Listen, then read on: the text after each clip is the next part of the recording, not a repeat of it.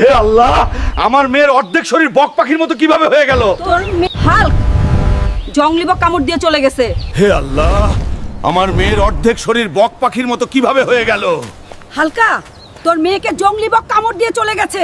হে আল্লাহ, এখন এই জংলি বক পাখিকে আমি কোথায় খুঁজে পাবো? তোর মেয়েকে যদি সুস্থ চাস তাহলে পাতালপুরি থেকে বক পাখিকে ধরে নিয়ে আয়। আমার মেয়েকে সুস্থ করার জন্য শুধু পাতালপুরি কেন, পৃথিবীর শেষ প্রান্তেও আমি রাজি আছি। পাতালপুরীর রাক্ষসরা, তোরা রেডি থাক, আমি আসছি কে নিতে হালকা। উপরওয়ালা তোর সহায় হন, তুই যেন ঠিকঠাক মতো বক পাখি নিয়ে আসতে পারিস।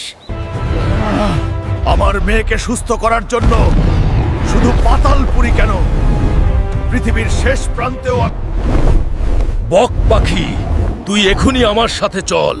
আমার মেয়েকে ঠিক করতে তোকে আমার খুব দরকার।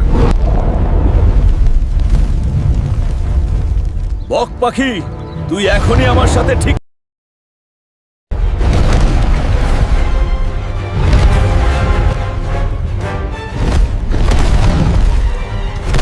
এরে বক পাখি, অনেক তো মার খেলি, এবার চল আমার সাথে।